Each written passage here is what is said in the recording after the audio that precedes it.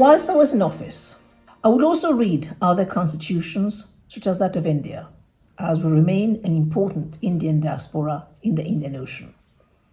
The Indian Constitution originally consisted of 395 articles, 22 parts, and 8 schedules. But after the Constitutional 104th Amendment Act of 2003, the Indian Constitution consists of 448 articles, 25 parts, and 12 schedules. I find the Indian Constitution to be unique in its content and spirit, with salient features including being the lengthiest written constitution, the blend of rigidity and flexibility, federal system with unitary features, parliamentary form of government, independent judiciary, single citizenship, emergency provision. In the preamble, the Indian Constitution is based on the objective resolution to constitute the country into a sovereign, socialist, secular, democratic republic and secure to all of its citizens. Justice, social, economic, and political liberty of thought, expression, belief, faith and worship, equality of status and of opportunity.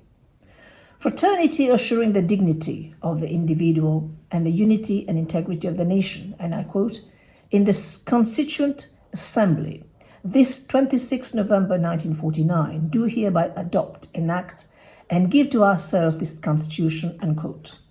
I think the purpose of this Constitution serves inter alia, I quote, "the right and freedoms which the people of India wish to secure for themselves."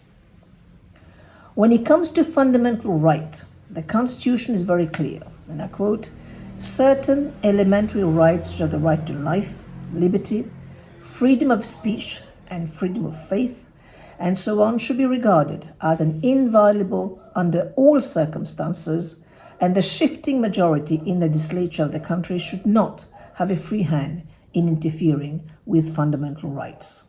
Fundamental right is called the Magna Carta of India.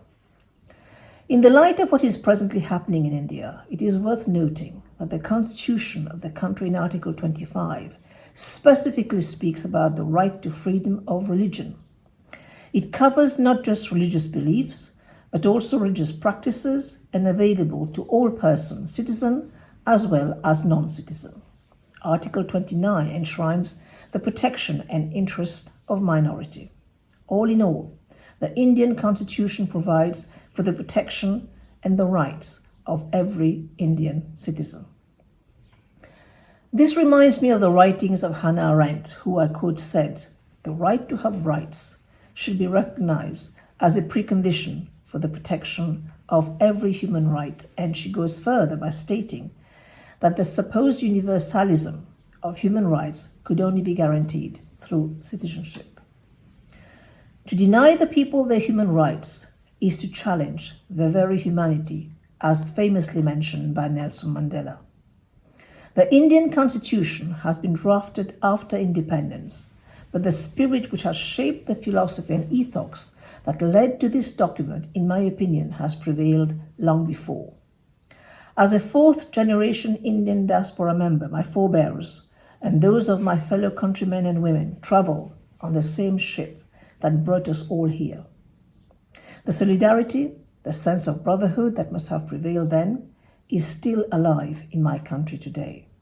None of the divisive rhetoric from politicians in the wake of elections have been able to shake this fraternity, and we are keen on keeping it this way.